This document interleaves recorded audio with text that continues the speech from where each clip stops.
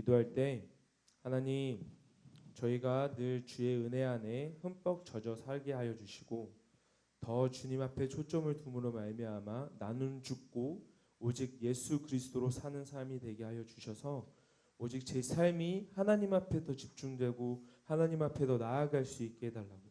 그래서 나의 의는 다 죽고 오직 하나님만 내 삶에 드러나게 해달라고 이 시간 주님 홀로 영광 받으시라고 이 시간 주여 삼창 외치고 우리 하나님 앞에 기도합니다. 주여 주여 주여. 하나님, 위대하신 주님, 능력의 주님, 아버지 하나님, 우리의 모든 것 되신 주님, 아버지 하나님, 주님을 예배합니다. 이 시간 악한 영혼 다 멸하여 주시고 이 시간 하나님 오직 주님만 나타나게 하여 주시고 이 시간 나는 죽고 오직 예수로만 사는 아버지 하나님의 사람이 되겠사오니 성령 하나님, 주님 앞에 모든 것 초점을 두며 나아갑니다. 아버지 함께하여 주시옵소서. 아버지 하나님, 오늘 예배 드리는 가운데 아버지 하나님 주님께만 집중하오니 아버지 오늘 예배하는 가운데 오직 주님 앞에만 나아가오니 성령 하나님, 주님 홀로 영광 받으시옵소서. 나의 은은 다 없어지고 나의 모든 것은 다 죽고 오직 하나님만 드러나고 하나님만 높여지는 이 예배 되게 하여 주시옵소서. 아버지 하나님, 이 순간에 아버지 하나님, 내가 은혜 받기 이전에 하나님 앞에 예배하는 자로 예배자가 되게 하여 주시옵소서. 전적으로 주님 앞에 예배하며 나아갑니다. 이 마음을 나누려 주님 앞에 예배하며 나아갑니다. 아버지 하나님, 나의 생각, 나의 마음, 아버지 나의 모든 육체들, 나의 생고생고가 다 하나님 앞에만 아버지 집중되어지게 하여 주시옵소서. 이 시간 아버지 예수의 보혈입니다. 여러분의 말끝까지 아버지 올라가 치하시고 아버지 하나님, 주님 앞에 더욱더 갈급한 영으로 아버지 사모하는 영으로 아버지 앞에 집중하며 나아가게 하여 주시옵소서. 주님을 예배합니다. 주님을 사랑합니다. 이 시간 주님 앞에 나아갑니다. 주님 사랑합니다. 예수님 이름으로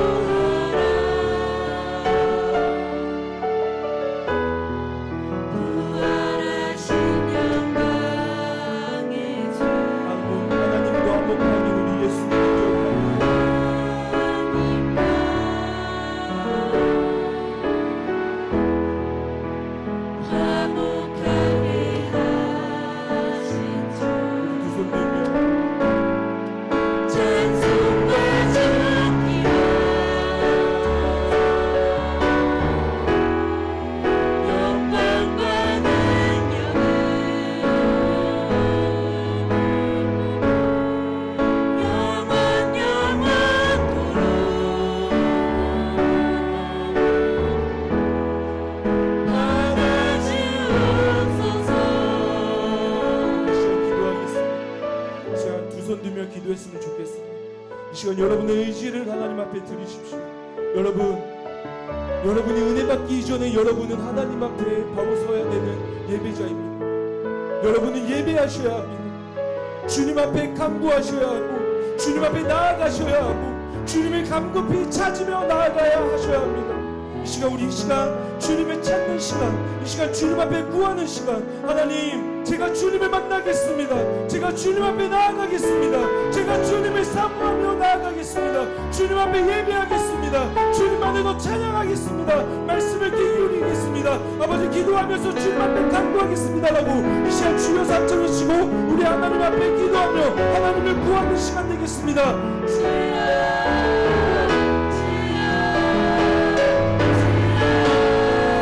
사랑의 하나님 아버지, 그렇습니다. 아버지 하나님, 내가 은혜 받는 것도 중요하지만 더 중요한 것은 아버지 앞에 예배하는 저의 모습입니다. 저의 마음가짐입니다. 저의 생각입니다. 저의 아버지 하나님 모든 일들입니다. 아버지 하나님, 주님 앞에 예배합니다. 주님 얼른 영광 받으시옵소서. 아버지는 예배합니다. 아버지는 찬양합니다. 하나님, 저를 받으시옵소서. 아버지, 저를 받으시옵소서. 하나님 앞에 예배합니다. 하나님 예배합니다. 주여 예배합니다. 그 누구를 예배하지 않아도 저는 예배하겠습니다. 하나님, 그 누구가 찬양을 하나요? 저는 찬양하겠습니다. 그 아무도 하나님을 찾지 않아요도 저는 찾겠습니다. 주는 저를 일상 여겨주시고 저를 만나주시고 저를 아버지 하나님 받아주시고 제 예배를 받아주시옵소서. 신령과 진정으로 간절한 마음으로 주님 앞에 예배하오니 아버지 함께하여 주시옵소서.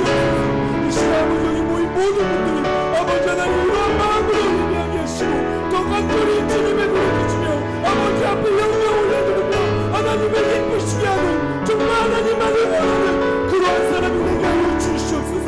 이 시간 하나님 주님 올려 영광 받으시고 주님을 찬양하오니 성령 하나님 함께하여 주시옵소서.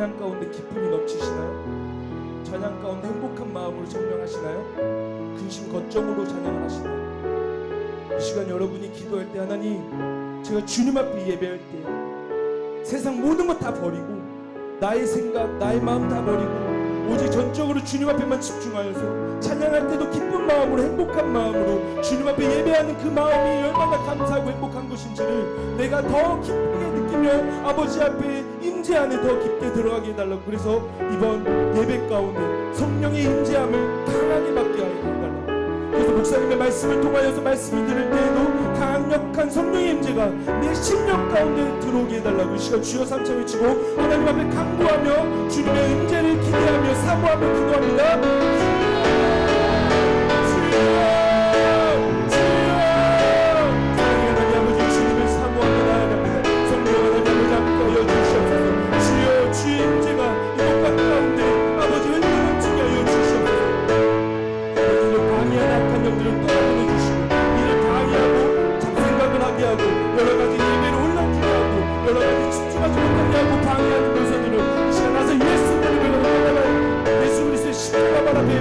멸망하며 심판받을 시간 아버지 하나님, 이 시간 이 심령 가운데 더 성령의 강력한 임재가 있게 하여 주시옵소서.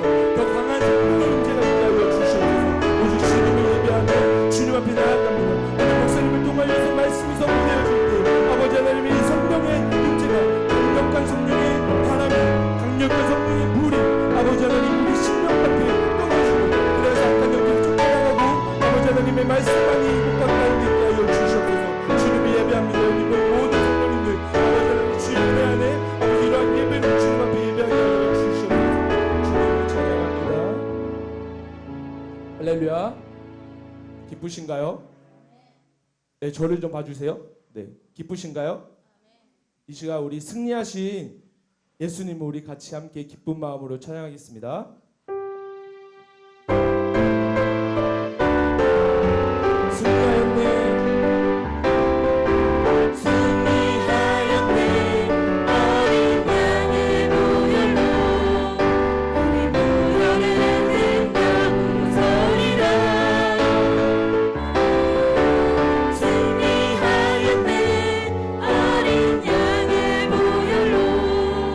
주내게 승리 주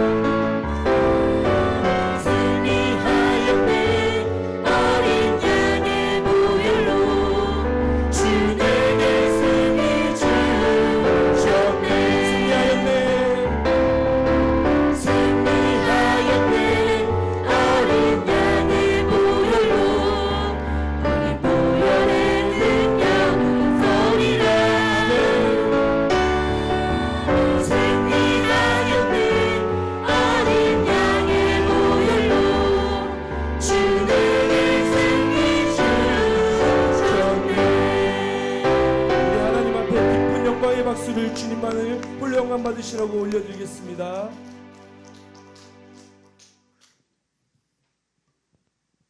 거룩하신 하나님, 오늘도 저희들을 주의 전으로 불러 모아주시고 하나님 앞에 예배의 자로 서게 하시오니 참으로 감사를 드립니다. 주님의 십자가 보혈로 우리의 허물과 죄를 맑게 씻어 주셔서 오늘도 드리는 이 예배가 하나님에게 상달되어져서 하나님의 마음을 기쁘시게 드리는 거룩한 시간 되도록 복을 주옵소서. 이제 예배를 시작합니다.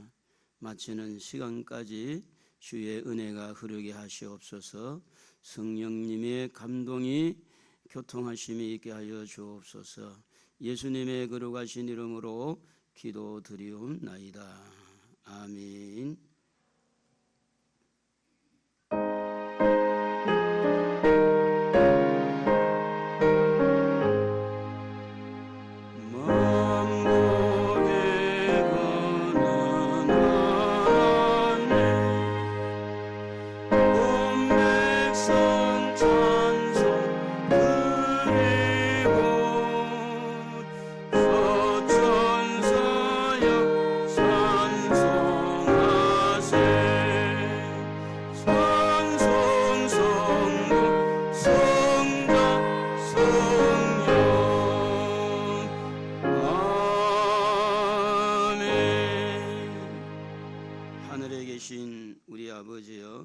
이름이 거룩히 여김을 받으시오며 나라 임하옵시며 뜻이 하늘에서 이루어진 것 같이 땅에서도 이루어지이다.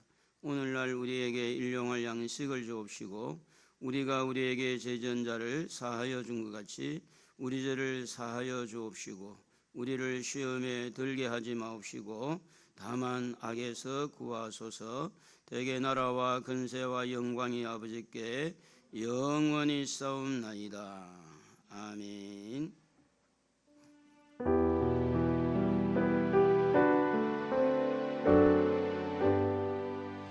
나 같은 죄인 살리신 주 은혜 놀라워 이런 어떤 생명 찾았고 광명 나 같은 죄인 없던데 나 같은 죄인 살리신 주 은혜 놀라워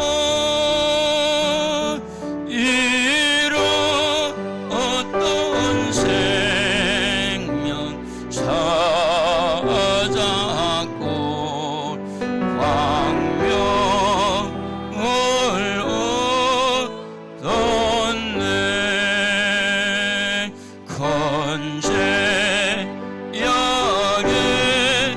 건재약에서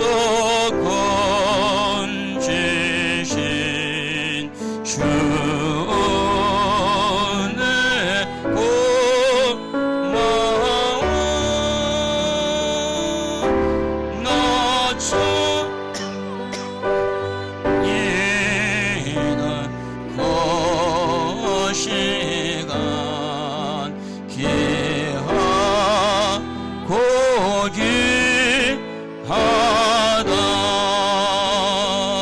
이제 끝내 가상 것도 주님의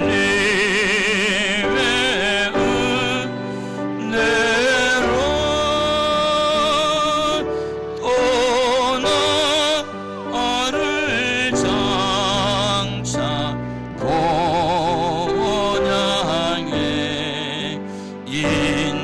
인도해 줄 이제껏 내가 산 것도 이제껏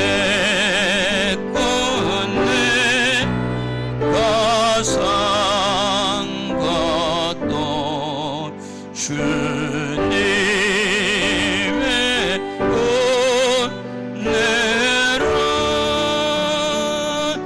또 나를 장차 도장에 인도해 주시니 거기서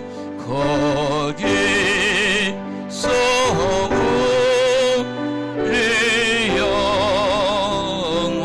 영원히 주님의 은혜로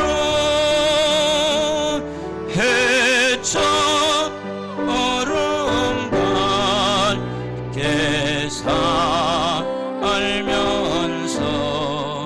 주 찬양하리라.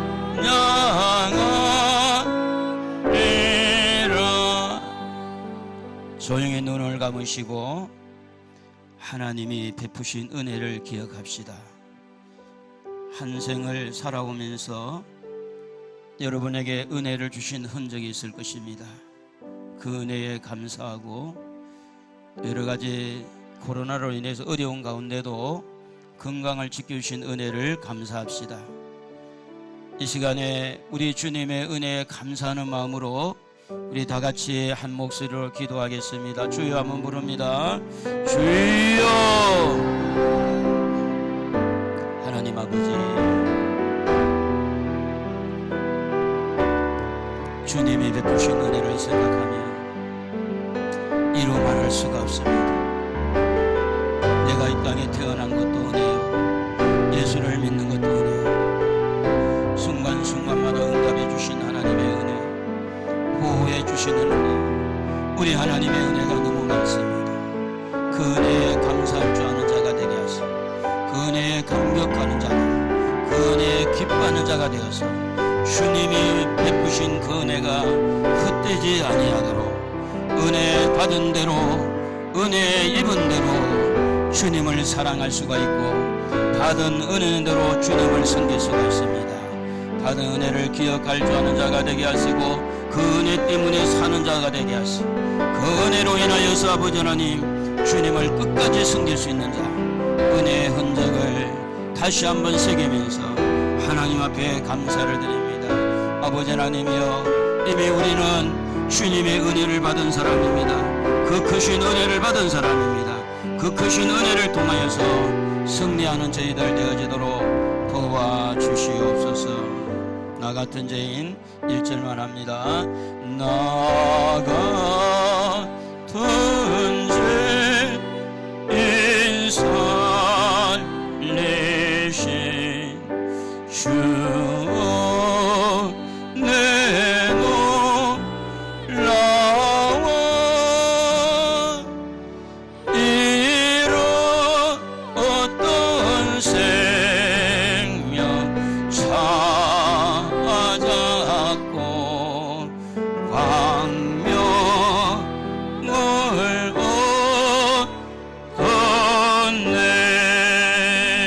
자리에 앉겠습니다. 하나님 사랑합니다. 하나님을 높이면서 경배합니다. 하나님, 저희가 하나님의 은혜를 받은 것이 한두 가지가 아닌데 주님의 은혜를 생각하면 주님을 향하는 우리의 자세가 달라질 텐데, 받은 은혜가 너무 많음에도 불구하고 그 은혜에 감격하지 못한 허물이 있었습니다. 감사하지 못한 연약함이 있었습니다. 주여 용서하여 주시옵시고, 이제라도 다시 한번 주님의 크신 그 큰 은혜를 생각하고 세상 끝까지 그 은혜로 인하여서 주님을 사랑하는 자가 되게 하시고, 주님을 위하여 헌신하는 자가 되게 하시고, 주님을 높여드리며 경배하는 자가 되어지도록 저희들에게 다시 한번 은혜를 기억하고 그 은혜로 살아갈 수 있도록 용기를 허락하여 주옵소서. 오늘도 하나님 앞에 왔습니다. 예배 드리는 우리로 하여금 다시 한번 또 은혜의 흔적을 입기를 원하오니 하늘문을 활짝 여시고 우리에게 은혜를 나리워 주옵소서. 특별히 오늘도 하나님 병약한 자들 예수님의 이름으로 치료하여 주옵시고, 여러 가지 궁색하고 경제적인 어려움을 가지고 있는 자들에게 길을 열어 주시기를 원합니다. 소망 중에 승리하신 주님을 바라보고 십자가를 질지라도 소망을 잃지 않고 끝까지 부활의 소망을 가지고 승리하는 우리 모두가 되게 하여 주옵소서. 오늘도 말씀 가운데 하나님의 선하신 뜻이 이루어지기를 원합니다. 하나님 말씀 안에서 교제하고 말씀 안에서 감동받고 말씀 안에서 은혜 받기를 원하오니 축복하여 주옵소서. 전하는 종에게나 듣는 우리 모두가 예수 안에서 성령 안에서 하나 되기를 소원하옵고 구주 예수님의 이름으로 기도드리옵나이다. 아멘. 하나님의 말씀은 갈라디아서 6장 17절과 18절입니다. 갈라디아 6장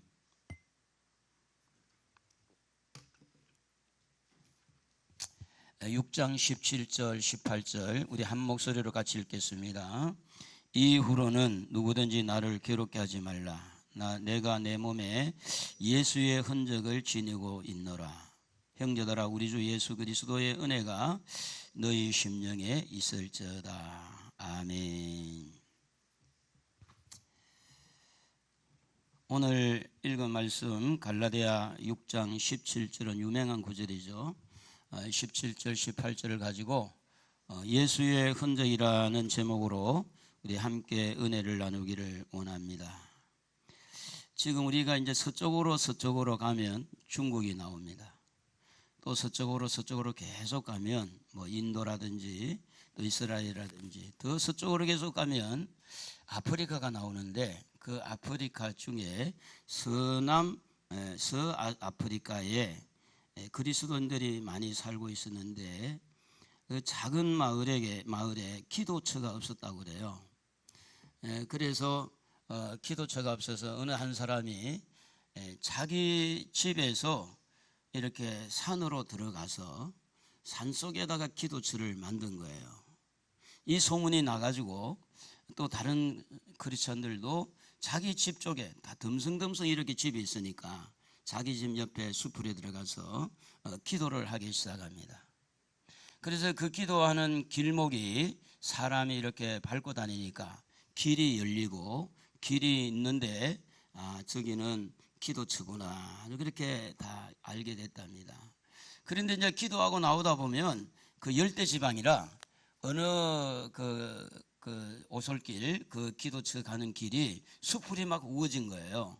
그러면 이제 걱정을 하는 겁니다. 저 집에는 기도가 너무 안 하고 있나 보다. 수풀이 저렇게 우거졌구나. 우리 그리스도인들이 지금까지 살아온 그런 흔적이 있죠. 어떤 모양으로 우리가 지금까지 왔든지 흔적이 있는데, 예수님께서도 이 땅에 오셔서 흔적을 남기고 갔죠. 그래서 마구간에 태어난 것이 이렇게 별표 모양이 있습니다. 별표 모양을 우리가 보면 여기에 예수님이 태어난 장소죠. 그래서 이게 흔적이라고 그래요. 흔적.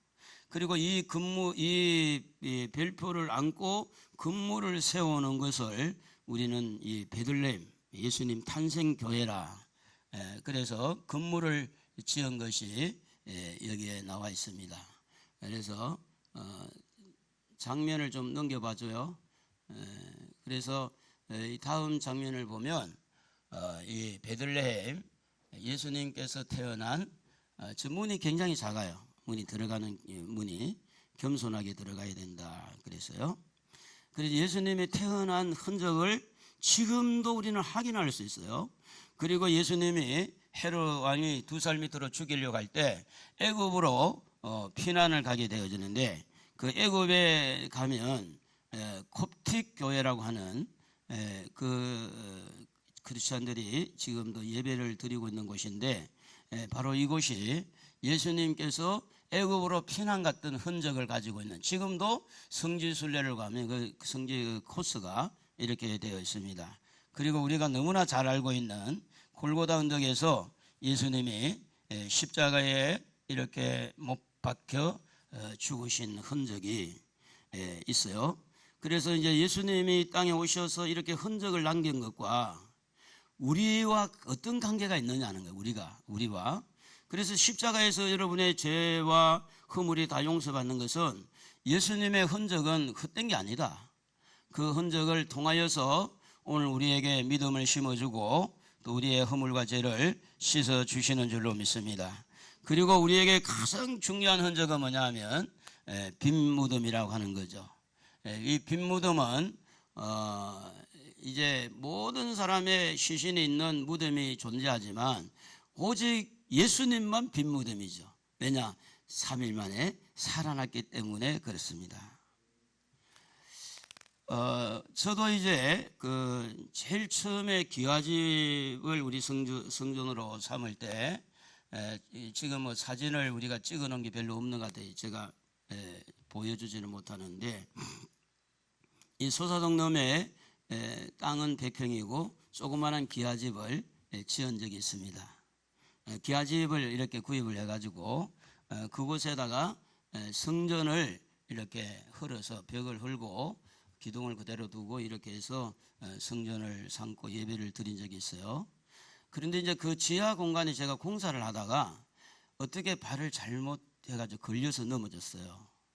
아마 92년도인지 제가 모르겠는데 그래가지고 이제 손바닥에 탁 바닥을 쳤는데 제가 지금도 이 손가락이 네 번째 손가락이 이게 지금 인대가 하나 끊어지는데 제대로 이렇게 움직이지를 못해요. 이게 툭툭 이렇게 그게 흔적이죠. 흔적. 사도 바울도 예수를 믿으면서 흔적을 가지고 있었어요. 그 흔적이 뭐냐면 그 매를 주로 많이 맞았는데 여러분 사도 바울이 여기에 말하고 있는 그 흔적이라고 하는 것은 스티그마라고 하는 헬라어인데 이 스티그마라고 하는 헬라어는 종, 노예 이런 사람들에게 표시를 하는 표시. 인도를 이렇게 찍는다든지 어떤 뭐 귀고리를 걸게 하든지 코고리를 걸게 하든지 이제 이렇게 해서 사회로 도망을 치지 못하도록 혹 도망을 치더라도 누구의 소유인 것이 그게 나와 있으니까 다시 주인이 찾을 수 있는 그게 바로 흔적이라는 거예요. 흔적. 근데 이제 사도 바울은 내게 예수의 흔적을 가졌다 할 때 그 예수의 흔적이 어떻게 성경에서 나타나느냐 하면 여러분 한번 성경을 볼 수 있으면 좋겠어요. 고린도 후서 11장 24절입니다. 같이 한번 읽어볼까요? 유대인들에게는 40에서 하나 감한 매를 5번 맞았으며 3번 태장으로 맞고 1번 돌로 맞고 3번 파선하고 1주야를 깊은 바다에서 지냈으며 여러 번 여행하면서 강의 위험과 강도의 위험과 동족의 위험과 이방인의 위험과 시내의 위험과 강야의 위험과 바다의 위험과 거짓 형제 중에 위험을 당하고 또 수고하며 쓰고 여러 번 자지 못하고 주리며 목마르고 여러 번 굶고 춥고 헐벗었다 그랬어요. 헐벗었노라. 바울에게 있는 흔적들은 뭐 귀걸이도 아니고 또 인도로 이렇게 낙인을 찍어가지고 표시하는 것도 아니고 그에게 주어진 흔적은 주로 보면 매 맞는 거예요. 매 맞는 거.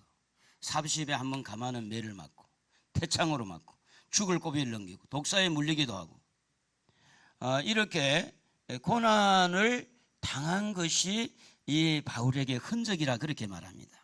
흔적. 그런데 누구 때문에 고난당했느냐? 예수 때문에 고난당한 거예요. 이 예수님 때문에 복음 때문에 그가 가지고 있는 그 사명을 감당하는 이 일 때문에 그에게 이런 맞는 갇히는 그리고 죽을 고비를 넘기는 그런 흔적을 가졌다고 하는 겁니다. 만약에 그가 복음을 전하지 않았다면 매 맞지도 않죠. 복음을 전하지 않았다면 욕도 안 먹어요. 복음을 전하지 않았다면 누구도 이 바울을 방해하거나 해방하지 않습니다. 그런데 복음을 전하는 것 때문에 매를 맞았고 복음 전하는 것 때문에 이렇게 고통을 당했다고 하는 겁니다. 그렇다면 바울의 진짜 흔적은 뭘까? 매 맞는 것보다, 두들겨 맞는 그런 억울한 일을 당한 것보다 그 가슴 뼛속히 스며들어 있는 하나님의 사랑의 흔적이 그 속에 있었다고 하는 겁니다. 십자가의 그 큰 은혜에 그 십자가의 도가 가슴에, 눈에 보이지 않는 가슴에 흔적이 있었다고 하는 겁니다. 다시 말하면 나 같은 죄인을 이렇게 용서해 주시고, 나 같은 죄인을 하나님의 백성으로 삼아 주시고, 나 같은 죄인을 사도로 불러주신 그 크신 그 은혜의 그 감동이 신비의 세계, 마음의 비에 새겨져 있었다는 겁니다. 겉으로 나와 있는 이 매맞는 흔적보다 가슴에 흐르고 있는 뜨거운 그 주님을 향한 사랑의 흔적이 있었다고 하는 겁니다. 그것은 다메섹에서 일어난 사건을 우리는 잘 아는 겁니다. 오늘 17절에 보면 이후로라는 말이 나옵니다. 이후로.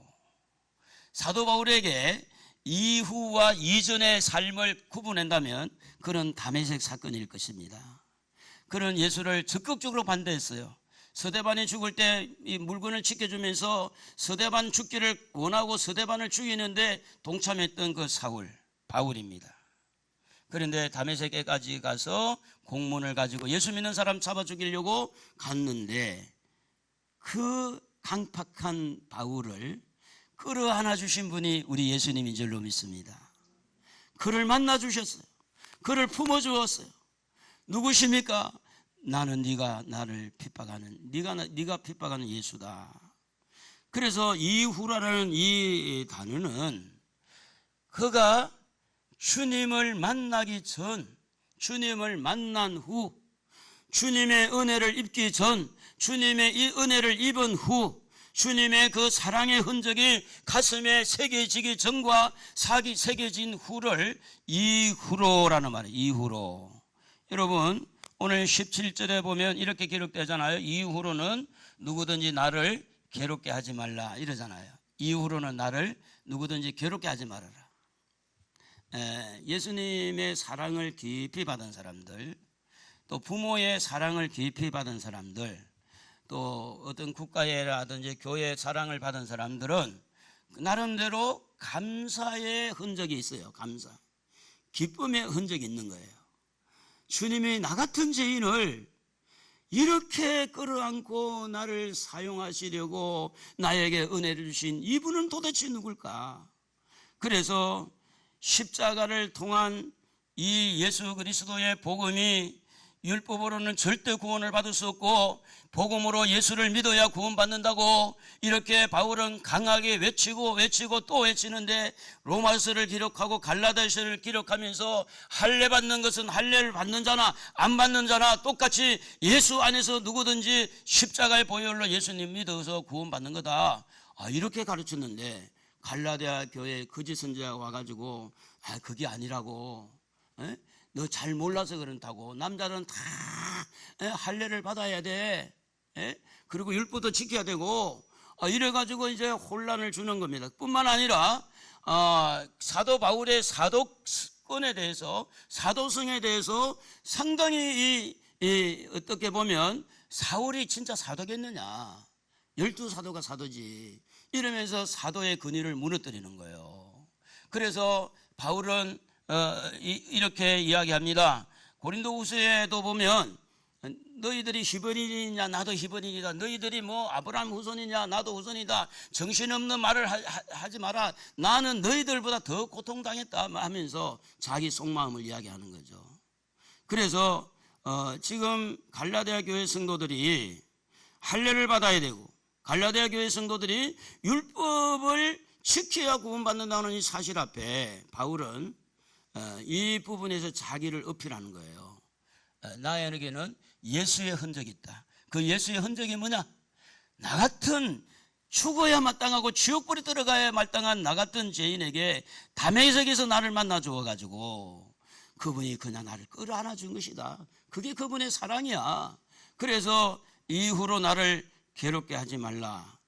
그가 가지고 있는 사명 감당하는데 내가 그냥 하는 게 아니야. 그분이 나에게 은혜를 주었기 때문에 그 은혜의 흔적 때문에 나는 사명 감당하는 거고, 내가 이런 여러 가지 어려운 여건 속에서 목숨을 걸고 매를 맞으면서 복음을 전하는 것은 그것 때문에 말리지 마, 그것 때문에 나를 방해하지 마. 나는 이미 마음에 예수의 흔적을 가지고 있어. 나는 그분이 나를 위해 죽으신 것 때문에, 나를 위해서 십자가에 죽으신 것 때문에 나는 그분을 위하여 올인할 수밖에 없어. 이런 말이 오늘 이후로 나를 괴롭히지 말라 하는 그런 의미가 담겨 있다고 하는 겁니다. 사랑하는 성도 여러분, 중요한 것은 바울이 중요한 게 아니잖아요. 누가 중요하죠? 여러분이 중요한 거예요. 바울이 아무리 천국 가도 여러분이 못 가면 아무것도 아니잖아요. 바울은 성공했지만 여러분 성공 안 하면 아무것도 아니잖아요. 자, 여러분에게 하나님이 주신 어떤 은혜의 흔적이 있습니까? 있으시면 아멘. 은혜의 흔적이 있습니까? 두 손 들고 아멘. 은혜 없는 사람 들지 마세요. 은혜 없는 사람. 은혜가 있었다면 여러분, 그 은혜는 대부분 그래요. 은혜는 받아보면 알아요. 자격 없는 나에게 조건 없이 아무런 하나님 앞에 한 것도 없는데 그냥 쏟아부어주는 것을 은혜라고 그러는 거예요. 제사함의 은혜, 목사가 되는 은혜, 집사가 되는 은혜, 질병에서 고침받는 은혜, 그 은혜를 내 가슴속에 깊이 새기고 있는 이 은혜로 말미암아 살아갈 때 오늘 여러분 환난도 이길 수 있을 줄로 믿습니다. 유혹도 뿌리칠 수 있을 줄로 믿습니다. 마음의 갈등도 정리될 줄로 믿습니다. 중요한 것은 은혜를 얼마나 받았느냐, 또 그 은혜를 얼마나 인식하고 있느냐. 그 은혜가 깊이 내 속에 새겨질 때 그 은혜는 지금의 놓여진 환경, 지금 이후로 나를 괴롭게 하지 말라는 것은 뭐냐면 율법을 가지고 괴롭게 하지 말고, 할례 받는 것 갖고 괴롭게 하지 말고 이미 나는 주님을 만나서 이미 흔적을 가지고 있는 사람이야. 나를 함부로 괴롭게 하지 마. 이제 그런 의미가 그 속에 들어있다는 거죠.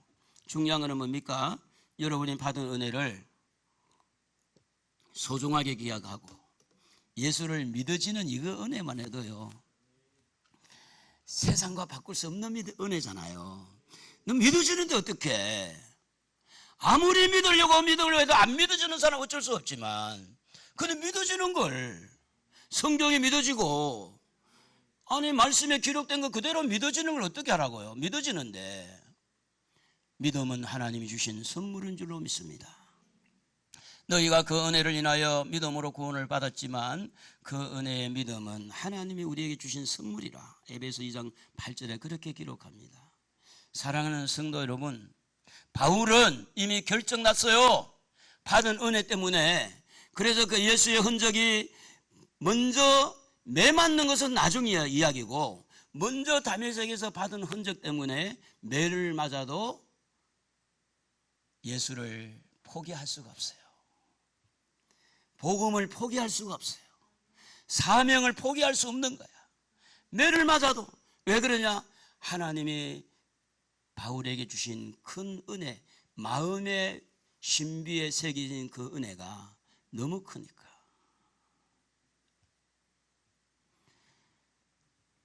그는 용서받을 자격이 없었는데 용서를 받았어요. 그가 무슨 자격이 있어 사도로 부름을 받습니까? 그가 무엇 때문에 무슨 자격이 있어 복음을 전해요? 이 거룩한 복음을.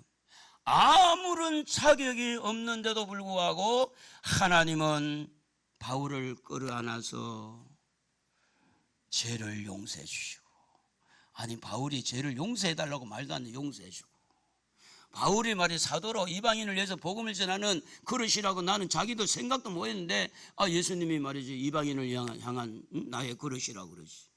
그 큰 은혜가 너무너무 소중했기 때문에 그는 복음을 위해 살 수밖에 없었어요. 그는 사명을 감당할 수밖에 없었어요. 그래서 복음을 전하다가 사명을 감당하다가 얻어맞는 거야. 그래서 그것을 예수의 흔적이라고 하는 거예요. 예수님도 십자가 죽으셨는데 나도 예수님을 따라 십자가를 지고 가리라. 나는 가리라 주의 길을 가리라. 주의 십자가 맞나? 틀렸지? 한번 다시 한번 불러봅시다. 나는 가리라 주의 길을 가리라 주의 발자취 따라 나는 가리라. 바울이 매 맞으면서 눈물 흘리면서 아파서 고통을 당하면서 이 길이 무슨 길인지 알았어요. 주님 따라가는 길이에요. 주님 발자취에 주님 발자취. 그 흔적이 주님의 발자취를 따라가다가 만들어진 흔적이지 그냥 만들어진 흔적이 아니라는 거죠. 많은 부분에 사람이 편하고 싶어해요. 핍박받는 걸 싫어해요. 요거도 먹는 걸 싫어해요. 그러나 바울은 거기에 주내가 살 수가 없었어요. 핍박을 받아도 내가 인정을 못 받아도 나를 구원해 주신 그 예수를 위해서 주님의 발자취를 나는 따라가겠다 결정한 거예요. 이제 이후로 나를 함부로 괴롭게 하지 말아라. 나는 마음 정했다. 주님 발자취. 한번 다시 한번 불러봅시다. 나는 가리라 주의 길을 가리라. 오손 들고 주의 발자취 따라 나는 다시 한번 나는 가리라 주의 길을 가리라 주의 발자취 따라 나는 가리라.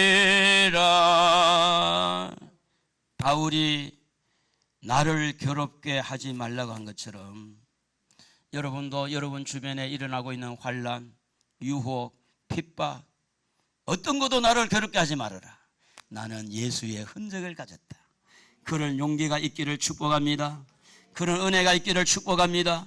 그런 은혜가 있어야 됩니다. 그런 각오, 그런 결정이 있어야 합니다. 그래서 함부로 이제부터 나를 갈등하지 못하게 해라. 어떻게 보면 자기가 자기 자신에게 말한 것 같아요. 이제는 나는 그런 갈등 흔들리지 않는다. 용서받은 흔적이, 사랑받은 흔적이 바울로 하여금 강하게 자기의 길을 찾아서 가게 하는 겁니다. 세상 것으로 갈등 느끼지 않게 해라. 세상의 어떤 이념도 사상도 어떤 물질의 세계도 나를 흔들 수가 없다. 정치, 경제 어떤 것이 있을지라도 나는 그것 때문에 갈등하지 않는다. 이게 뭐냐면 나는 그것 때문에 괴롭게 생각하지 않는다. 세상의 어떤 유혹에도 나는 넘어가지 않는다. 선언하고 있는 거예요. 왜? 바울에게는 예수님의 흔적이 있기 때문입니다.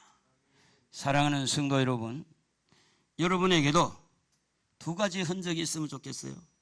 하나님께서 여러분에게 주신 은혜의 흔적, 그 은혜의 흔적에 의해서 주님의 복음을 전하고 예수를 말하다가 요거 얻어 먹는 흔적. 아멘 안 하고 요건 안 먹고 싶은가 봐. 매 맞는 흔적. 그래서 우리가 선행이 돼야 될 일은 뭐냐면 은혜 받아야 돼요. 할렐루야.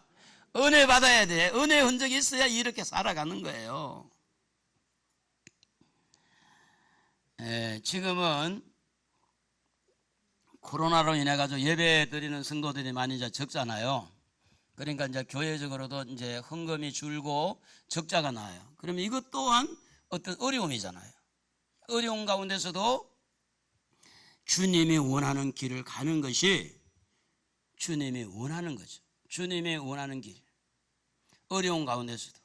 교회만 어렵겠습니까? 가정은 다 이렇게 직장과 사업장에 얼마든지 사회적인 요인이 지금 아직은 시작도 안 돼서 시작도. 이제 서서히 2달, 3달 지나고 나면 서서히 드러날 텐데 그런 경제적인 압박 속에서도 여러 가지 어려운 여건 속에서도 하나님께서 나에게 주신 그 은혜로 인하여서 내가 복음을 말하고 사명을 감당하고 끝까지 예배자로 승리할 수 있겠느냐? 오늘 여러분 자기에게 한번 좀 어렵지만 해봐야 돼요.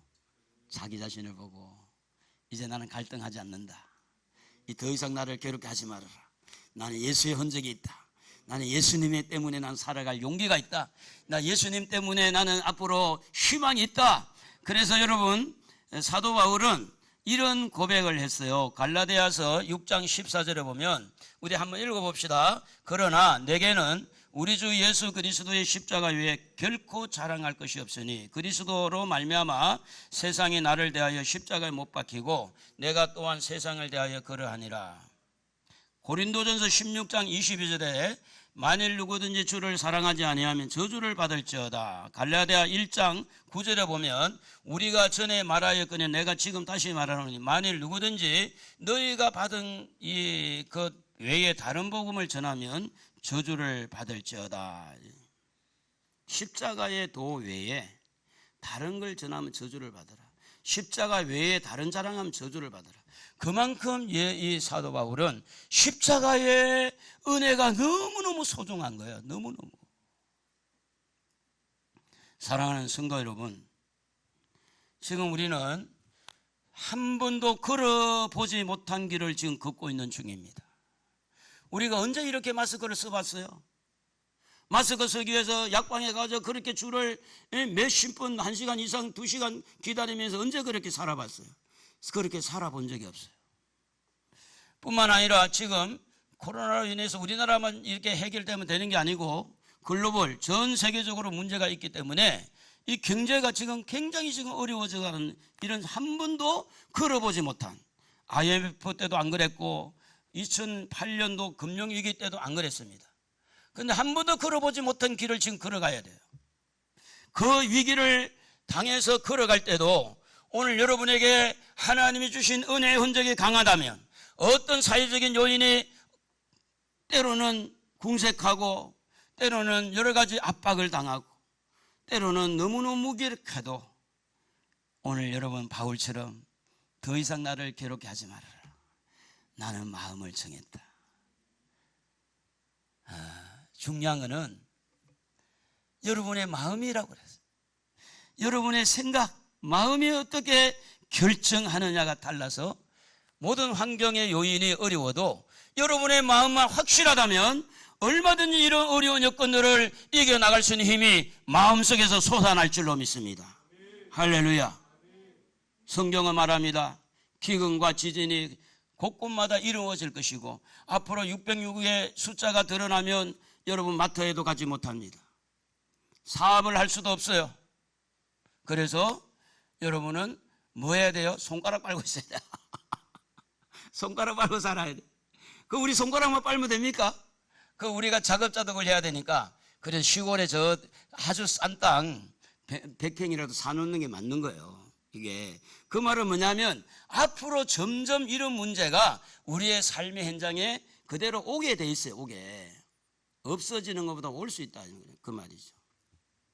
그러므로 사랑하는 성도 여러분, 결국은 우리는 주님을 따라가야 되는 사람들, 십자가의 삶을 살아가야 되는 사람들, 고난이 와도 끝까지 주님을 바라보고 천국을 바라보고 살아가야 될 사람들, 그 사람들 아닙니까? 세상 사람들과 다르지 않습니까? 세상 사람하고 똑같다 생각하지 않아야 됩니다. 한번 따라합시다. 나는 세상 사람하고 다르다. 할렐루야. 오늘 여러분의 입에서 복음이 튀어나오기를 주의 이름으로 축복합니다. 입에서 튀어나오는 것만 돈만 찾고 튀어나오지 말고 어떻게 하면 자꾸 어떻게 예수를 믿으셔야 됩니다. 천국이 다가오고 있습니다. 세상은 종말입니다. 이제 바코드가 이면이나 오른손에 붙이게 되면 끝장나는데 그 전에 믿음을 가져야 됩니다. 이렇게 복음을 자꾸 전하는 자가 되어야 되지. 어떻게 만나면 돈만 이야기하고 말이지. 돈 없어 이야기하고 돈 많아 이야기하고 그러면 안 되겠죠. 에? 사도 바울이 성경을 쭉 읽어보면 돈을 사랑하는 것은 일만하게 뿌리가 된다 그랬고 있는 것으로 만족하라 이렇게 한 것은 있지만 막 돈을 막 벌어가지고 어떻게 하면 사업을 잘하고 이런 성경이 별로 없어요. 이런 말씀이. 그래서 사도 바울은 이제 마음의 결정을 한 대로 로마서 14장 8절에 이렇게 기록을 하고 있습니다. 우리 한번 읽어보겠습니다. 우리가 살아도 주를 위하여 살고 죽어도 주를 위하여 죽나니 그러므로 사나 죽으나 우리가 주의 것이로다. 할렐루야. 사나 죽으나 주님의 것이요, 사나 죽으나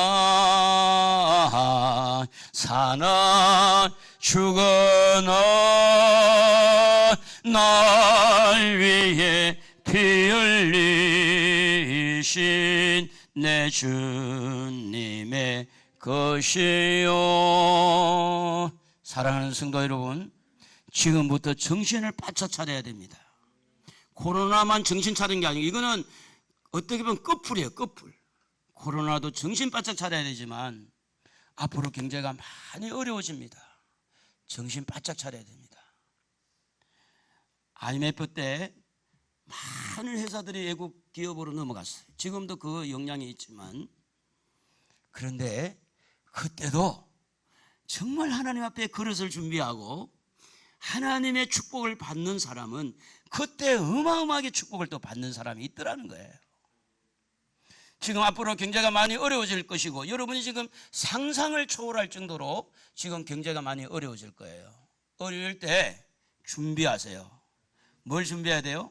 감당할 수 있는 힘을 준비해야 되고, 하나님 앞에 받을 복을 준비해야 돼요. 기도를 해야 돼요. 기도하면 주님이 역전시킬 수 있는 능력이 있습니다. 기도하면 돼요. 우리는 기도는 안 하고 뭐 자꾸 머리만 쓰려고 그래. 그러니까 머리가 아픈 거예요. 기도하면서 머리도 지혜를 써야 되고, 앞으로 다가오는 이런 경제적인 어려움, 또 여러 가지 종교적인 탄압도 좀 심해질 것이고, 저는 지금 헌법 개헌만 안 갔으면 늘 지금 기도하고 있어요. 헌법 개헌만 안 가면, 그래도 지금 우리 종교 신앙생활이 더 어려워지지 않겠다. 근데 헌법이 개정이 되면 더 어려워질 수가 있어요. 그러나 그것도 각오하고 긴장을 하고 살펴야 됩니다. 사회주의, 공산주의를 안 갔으면 너무 좋겠지만, 또 가도 예수 믿는 사람은 그 속에서도 우리가 자성을 해야 돼요. 그럴 일이 없다고 생각해야 되지만, 그러나 예수가 우리에게 있기 때문에 예수가 가장 큰 무기인 줄로 믿습니다. 복음이 가장 큰 무기예요. 실망하거나 좌절하지 마시고. 할렐루야. 오늘 우리 속에는 예수의 피가 흐르고 있어요. 예수의 십자가 보혈이 흐르고 있어요. 우리가 얼마 있으면 천국 가 들어갈 거예요. 천국을 바라보고 소망 가운데 땅의 것만 생각하지 말고 이후로는 세상 것으로 나를 더 괴롭히지 말아라. 할렐루야. 정치적으로 경제적으로 좀 어려워도 나를 괴롭게 하지 말아라. 나는 이미 주를 위해서 살기로 생각했다. 주를 위해 죽기로 했다. 이 마음이 여러분이 준비된다면 다가오는 어떤 어려움도 여러분이 끝끝내 잘 감당할 줄로 믿습니다. 목사는 기도하고 또 하나님의 어떤 그런 분별을 이렇게 받을 때, 지혜를 받을 때 앞으로 여러분의 삶이 많이 힘들어질 것에 대해서 지금 말씀을 드린 거예요. 힘이 안 들었으면 너무 좋지만 점점 여러분의 삶이 더 100만 원 쓰던 사람이 50만 원 갖고 살면 더 어렵잖아요. 그런 경제적인 어려움, 또 이 예배도 그렇잖아요. 지금 보세요. 코로나로 인해 가지고 예배 분위기가 달라졌잖아요. 예배 이후 한 번 드리는 게 얼마나 소중한지 이번에 알았어요. 우리는 늘상 드리는 예배지만 이렇게 예배 드리는 것이 이렇게 소중할까? 그래서 환난이 다가오거나 결정적인 상황이 올 때 저는 이번에도 하나님 그런 마음을 주시더라고요. 네 믿음대로 되는 거다. 결국은 믿음의 문제더라고요. 코로나가 문제가 아니에요. 경제가 문제가 아니고 결국은 내한테 있는 믿음이 문제더라고요. 근데 그 믿음으로 깊이 들어가 보니까 결국은 내 안에 은혜가 또 문제더라고. 내가 얼마나 하나님 앞에 신비의 은혜를 경험하고 그 은혜가 내 속에 쏟아졌다면 또 다른 행동이 나올 텐데 믿음 안에 들어가 봤더니 결국은 우리가 받은 은혜가 문제구나. 은혜 받을 만한 때 은혜 받기를 주의 이름으로 축복합니다. 할렐루야. 은혜 받을 때 은혜 받아야 돼요. 나중에 막 어떻게 해보려고 안 돼. 은혜가 될 때 계속 은혜가 더 되도록, 기도가 될 때 기도가 계속 되도록 전도가 될 때 계속 전도가 되도록 이렇게 계속 우리를 잘 관리하셔야 돼요. 오늘 사도 바울은 그렇게 말씀을 합니다. 이후로는 나를 더 이상 괴롭게 하지 말아라. 내 안에 예수의 흔적을 가졌다. 여러분에게도 예수의 흔적이 있는 줄로 믿습니다. 그 흔적을 가지고 이 땅의 어려운 여건 상황 속에서도 승리하는 여러분 되기를 우리 주님의 이름으로 축복합니다. 256장 가족 찬양입니다. 256장 우리 한번 부르고 기도하는 시간을 갖겠습니다.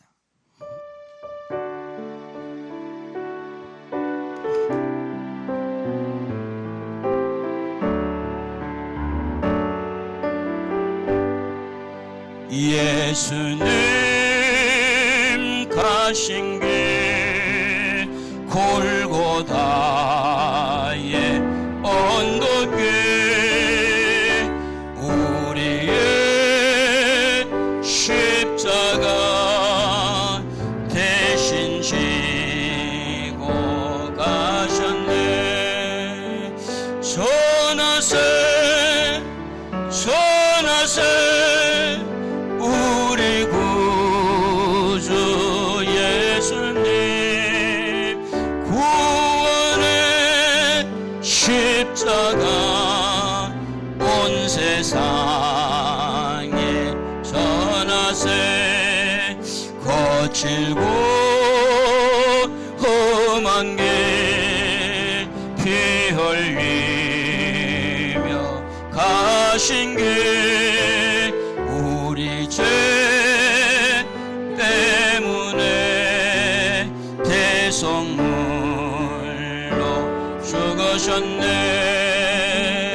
전하세 전하세 우리 구주 예수님 보혈의 은혜를 온 세상에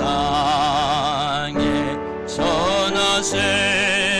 길이요 진리요 생명 대신 예수님 죽은 자 가운데 다시 사신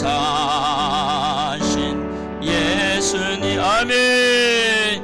전하세 전하세 우리 구주 예수님 부활의 주님을 온 세상에 전하세. 주님의 은혜로 새 생명을 얻었으니 감사와 찬송을 할렐루야 주님께 전하세 전하세 우리 구주 예수님 생명의 말씀을 온 세상에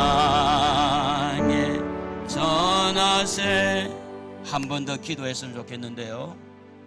바울은 두 가지 흔적이 있었어요. 하나는 받은 은혜의 흔적입니다. 또 하나는 복음을 전하다가 주님과 함께 못 박히는 흔적을 매 맞는 흔적을 가지고 있었는데, 여러분에게 어떤 흔적이 있는지 받은 은혜를 다시 한번 생각하고 주여 한번 감사기도 하시고, 이제는 이 주님을 위해서 나도 사나 죽으나 주님의 것으로 살겠습니다 하고 주여 우리 한번 간절하게 부르겠습니다. 주여. 오 할렐루야. 거룩하신 아버지 하나님 감사합니다. 오늘도 저희들에게 하신 주님의 말씀을 다시 한번 기억하게 하시고, 이후로는 나를 함부로 괴롭게 하지 말라고 하신 사도 바울의 고백처럼 우리 아버지 하나님 그동안 주신 은혜가 너무 많았습니다.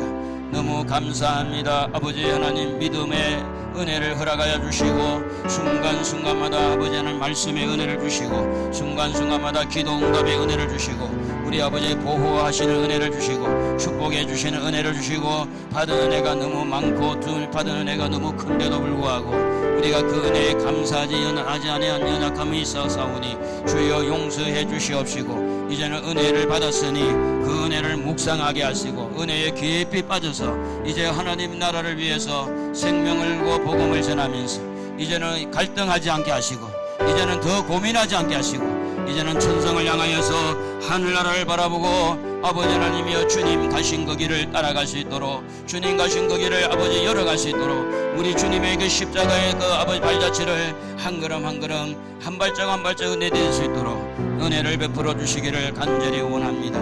아버지 하나님 사회적으로 여러 가지 코로나뿐 아니고 아버지 하나님 경제적으로 어려움이 다가오고 있는데 우리 성도들이 흔들리지 않도록 도와주옵시고 어떤 경우에도 승리하는 자가 되어지도록 하나님 아버지 은혜를 허락하여 주옵소서. 감사하옵고 예수님의 이름으로 기도드리옵나이다. 아멘. 여러분 가슴에 손을 얹으시고 주님의 은혜를 사모하기를 바랍니다. 하나님 아버지, 우리의 마음에 받은 은혜가 참 많은데 가슴에 손을 얹고 다시 한번 기도합니다. 하나님의 은혜가 기억나는 축복을 주옵소서.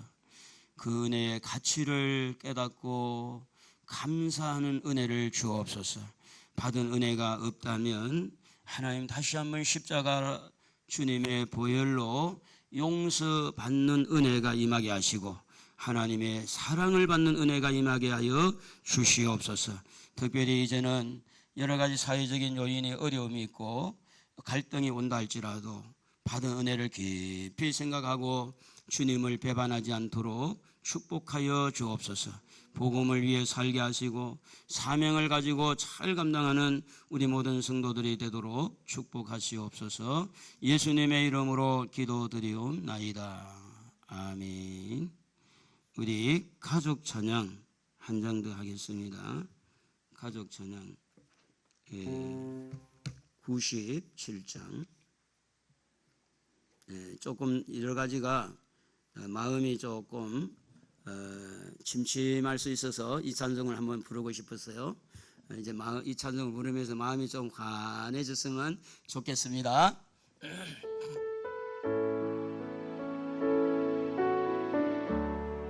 주님 예수 나의 동산 내 마음속에 동력하늘 아침 햇살 가득 안고 활짝 피는 백합 같다. 그 안에서 이 생명도 피어나는 꽃되리라. 오 하나님 이 꽃밭은 당신 재단 발길이니 은혜로운 사랑으로 하늘 평안 내리소서. 주님 예수 나의 동산 내 맘속에 동력하늘 아침 햇살 가득 안고 살아나는 나무 같다. 그 안에서 이 생명도 귀한 제목 되겠어요. 오 하나님 이 제목 바쳐 당신 재단 쌓으리니 은혜로운 사랑으로 하늘 평안 내리소서. 주님 예수 나의 동산 내 맘속에 동력하늘 아침 햇살 가득한 꽃 피어나는 안개 같아. 그 안에서 이 생명도 맑은 영혼 되겠어요. 오 하나님 영혼 바쳐 당신 재단 향내리니 은혜로운 사랑으로 하늘 평안 내리소서. 반주 안 하고 은혜로운 한번 해보세요. 시작.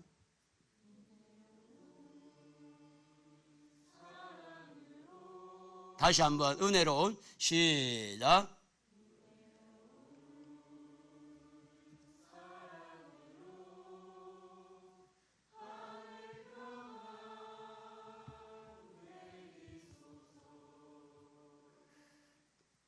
하나님 살아계시고 또 하나님의 은혜가 있기 때문에 절대 여러분 환경이 좀 어려워도 낙심하지 맙시다. 끝까지 이기십시다. 교회 소식란을 보겠습니다.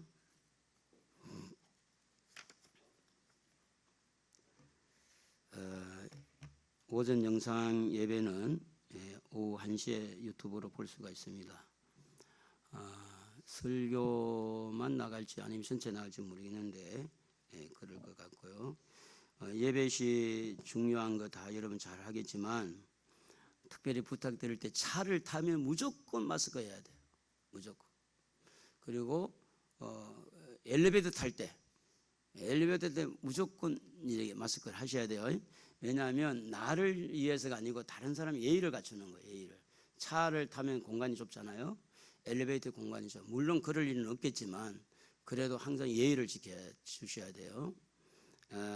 그리고 다음 주부터는 우리가 이제 낯선 사람이든 누구든 이제 들어올 수 있도록 그렇게 좀 할 수 있도록 하겠는데, 오늘 예배 마치고 우리 재직들만 잠깐 좀 모여서 다음 주부터 오후 예배를 좀 이제 만들어야 되나 이 고민이 좀 돼서 여러분 이야기도 한번 좀 들어보고 결정을 하도록 그렇게 하겠습니다.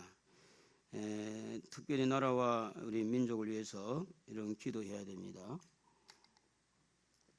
국가가 잘 돼야 우리 삶이 풍성해지니까 절대 우리나라가 남의 나라 끝을 생각하면 안 돼요. 우리나라예요, 우리나라. 항상 나라를 위해서 기도하시고, 그리고 여러분 자신이 어떤 열악한 환경이 다가온다 해도 준비하면서 기도해야 돼요. 우리는 점점 좋은 것만 자꾸 기도할 수 있는데 좋아질 수도 있지만 앞으로 한 2, 3년은 많이 좀 어려울 수 있을 거예요. 그러니까 이런 어려움 속에서 극복하고 이기는 방법은 하나님 은혜를 주셔야 돼. 여러분의 삶이 조금 쪼그라들고 힘들어도 오히려 믿음이 성장하는 기회가 될 거예요. 그래서 무조건 어려운 것이 나쁘다고 하지 말고 어려울 때 믿음을 잘 챙겨서 성장시키고 그 다음에 준비했다가 하나님 어느 하나를 한번 터뜨려 줄 수 있는 또 축복의 길도 있으니까 잘 준비하시고, 그래서 오늘 예배 마치고는 잠깐 좀 우리 재직들을 모여주시기를 바랍니다. 우리 다 같이 일어나겠습니다. 일어나서 41장. 오늘은 설교가 엄청 짧았나 봐요. 12시도 안 됐사지. 주님 다시 오실 때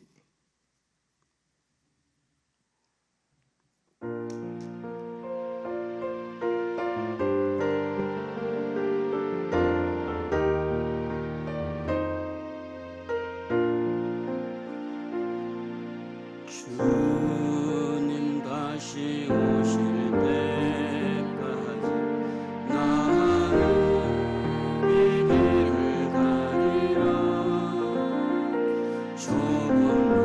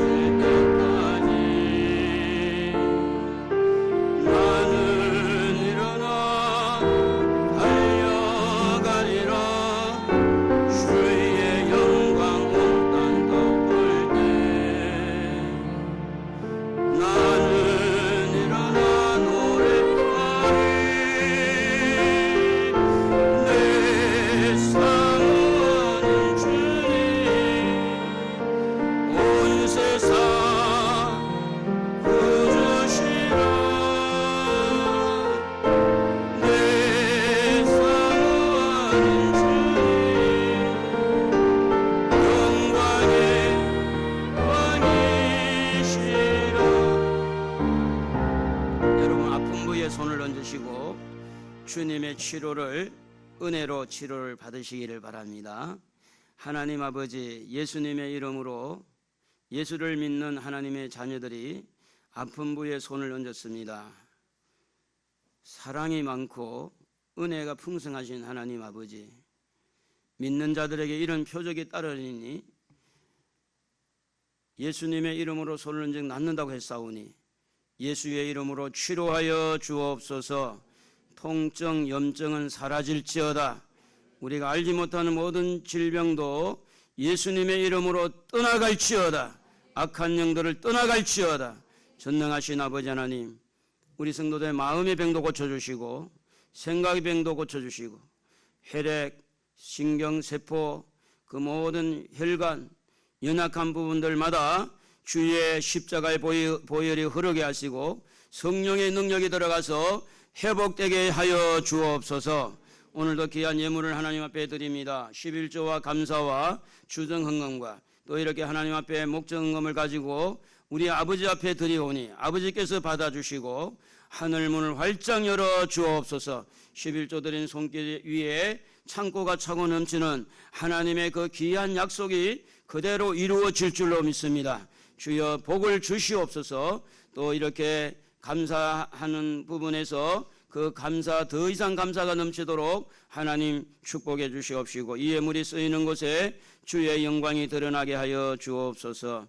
이제는 주 예수 그리스도의 크신 은혜와 하나님의 사랑과 성령의 교통하심이 말씀을 받고 이제 받은 은혜를 기억하고 예수의 흔적을 가지고 승리하기를 원하는 우리 모든 하나님의 백성들 머리 위에와 저들의 생업과 자녀들과 이 나라 이 민족과 우리 다음 세대 교회 위에 이제부터 영원토록 함께 있을지어다.